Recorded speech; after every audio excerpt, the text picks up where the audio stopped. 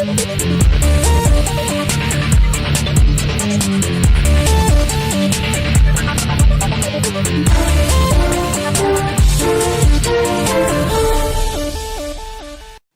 going on, guys? Today I'll be talking about the top 2013 phones. Now, I'm pretty sure there are plenty more out there, but these are just to name a few. So the first one is the HTC One.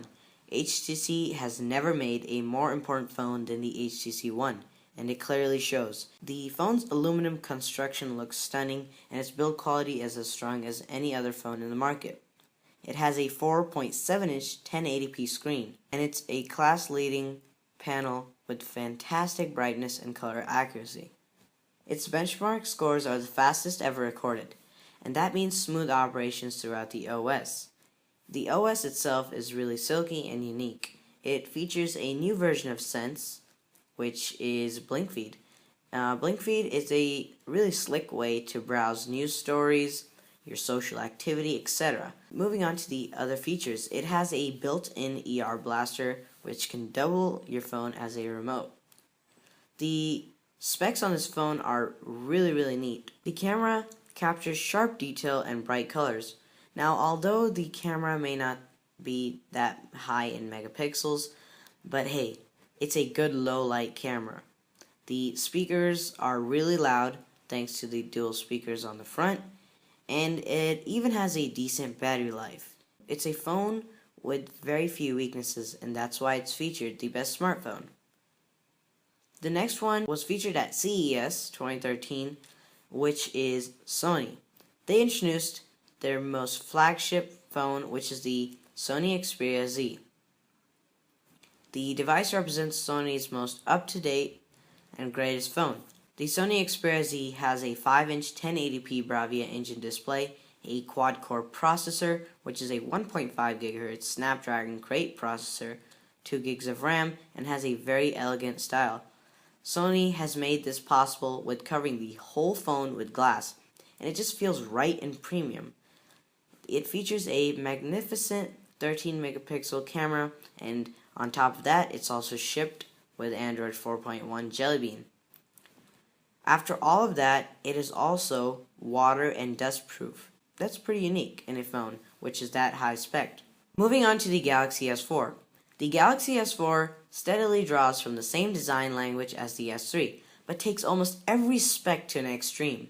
The screen is larger, which is 5 inches. The resolution is also greater, which is 1080p. The battery capacity is higher, which is a 2600 milliamp battery, and the processor, most importantly, has improved to a 1.9 GHz quad-core or a 1.6 GHz octa-core, meaning 8 cores, which is absolutely insane.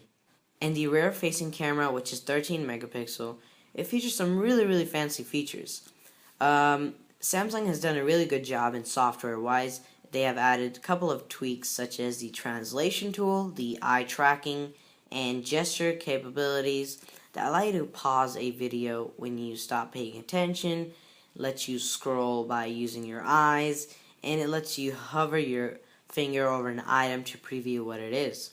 Once you've gone through the features checklist, it's the software extras that Samsung continues to lean on to keep its phones one step ahead of the competition. Alright, so the next phone I'm going to be talking about, I know it's not been really released in 2013, but I had to mention it simply because of its price and specs. The Nexus 4.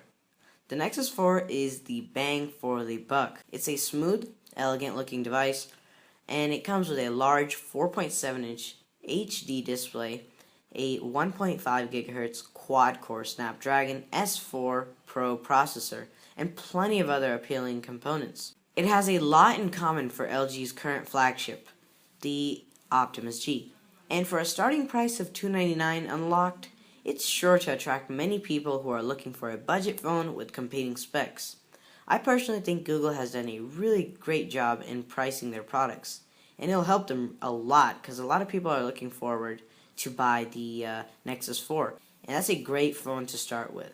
Moving on to a phone that you have probably not heard of, which is the ZTE Grand S. The ZTE Grand S ships with Android Jelly Bean and is powered by a 1.7 GHz quad-core Snapdragon S4 processor.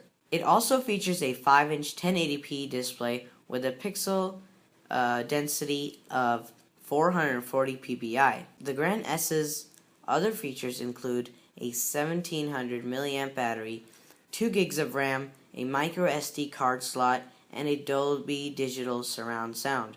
With that said, it also has a 2 megapixel front-facing camera and a 13 megapixel rear camera that's capable of shooting 1080p video recordings. ZTE has surprisingly put a lot of effort into this phone. As this is their flagship phone, they have done a great job in design and hardware. So those were the top 2013 phones that just really impressed me in terms of specs and quality. Let me know what your favorite phones are of 2013 down in the comments below. Thanks for watching. Please subscribe, comment, and like.